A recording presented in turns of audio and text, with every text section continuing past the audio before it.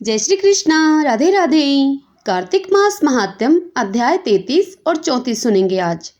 कल की कथा में हमने भीष्म पंचक व्रत का महात्म्य और इसी के साथ प्रबोधिनी एकादशी व्रत का महात्म्य सुना था।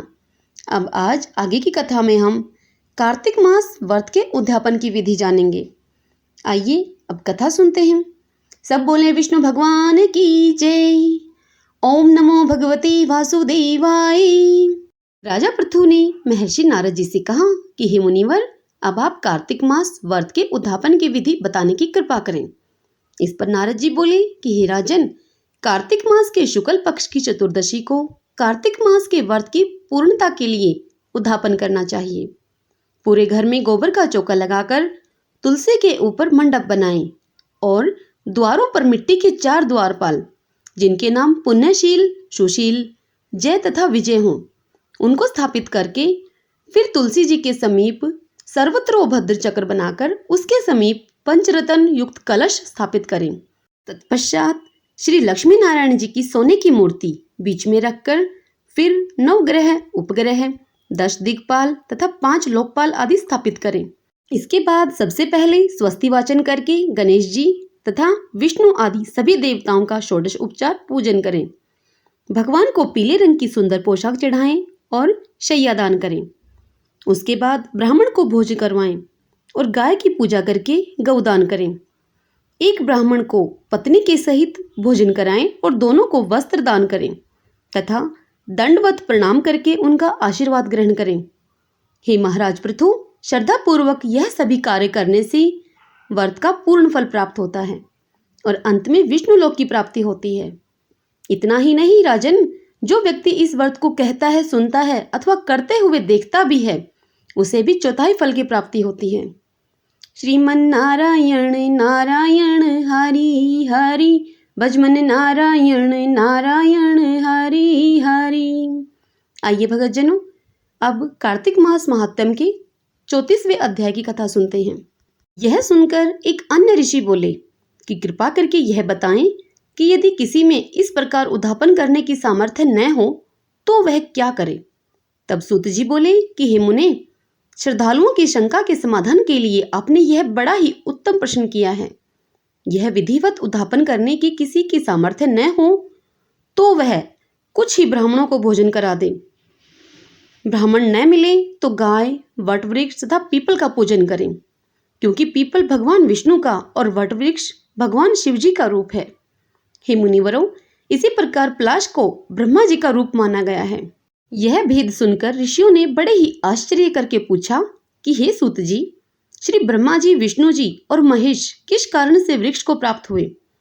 तब सूत जी बोले कि एक समय भगवान शिव और पार्वती एकांत में विराजमान थे। उसी समय शनिदेव के आगमन से उनके एकांतवास में विघ्न उपस्थित हो गया, जिससे पार्वती जी को क्रोध आ गया और उन्होंने देवताओं को श्राप दे दिया कि तुम वृक्ष रूप हो जाओ।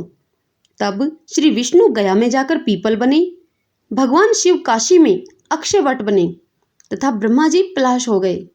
बस तभी से पीपल और वट वृक्ष का पूजन होता है। हे सूत जी, रविवार को पीपल का पूजन क्यों नहीं करना चाहिए, कृपा करके यह भी बताएं।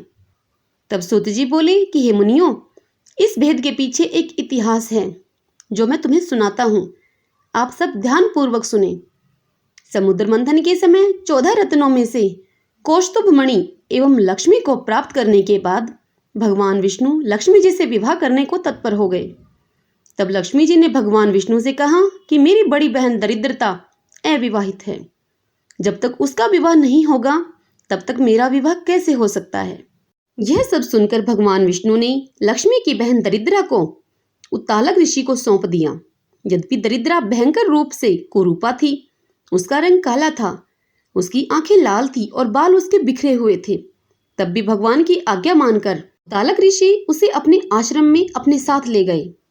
आश्रम में आकर जब दरिद्रता ने वहां वेद पाठ एवं हवन आदि होते हुए देखा तो वह मुनि से बोली कि मैं ऐसे स्थान पर नहीं रह सकती। मुझे तो वे स्थान ज्यादा प्रिय हैं जहाँ चोर, जुआ खेलने और ब्राह्मणों का अपमान करने वाले लोग रहते हों। उसकी बात सुनकर उद्दालक ऋषि बड़े दुखी हुए। तत्पश्चात उद्दालक ऋषि दरिद्रता को कहने लगे कि मैं तुम्हारे लिए कोई उचित स्थान देखकर आता हूँ। ऐसा कहकर उद्दालक ऋषि वहां से चले गए। ऋषि के वहां से जाने के बाद दरिद्रता वहां बैठी उनका इंतजार करती रही। जब ऋषि वापस लौटकर नहीं आए तो दरिद्रा रोने चीखने लगी। अब उसकी रोने चीखने की आवाज माता लक्ष्मी जी के कानों में जब पड़ी तो वे भगवान विष्णु से बोली कि हे प्रभु, ऋषि के द्वारा त्याग दिए जाने के कारण मेरी बहन अत्यंत दुखी है, इसलिए आप जाओ और उसे शांत करो। तब भगवान विष्णु जी लक्ष्मी जी के सहित उद्दालक ऋषि के आश्रम में आए और बोले कि तुम पीपल में निवास करो। पीपल हमारा ही अंश है।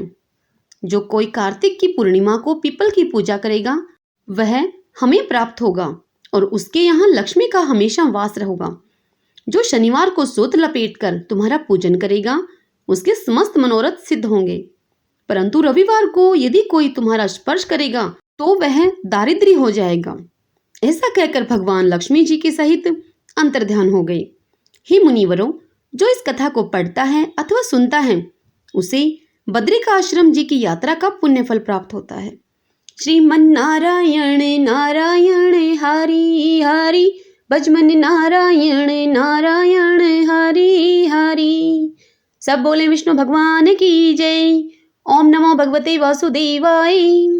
भक्तजनों, यदि आपको मेरे द्वारा सुनाई गई यह कथा कार्तिक मास महात्म्य की पसंद आए तो वीडियो को लाइक करें और शेयर करें। और यदि आप चैनल पर पहली बार आए हैं, मुझे पहली बार सुन रहे हैं, तो आप मेरे इस चैनल श्री कृष्ण दीवानी को सब्सक्राइब कर लीजिएगा। बेल आइकन वाला बटन भी प्रेस कर लीजिएगा ताकि आपको मेरे आने वाले वीडियोस की नोटिफिकेशन सबसे पहले मिल सके। जय श्री कृष्णा, राधे राधे।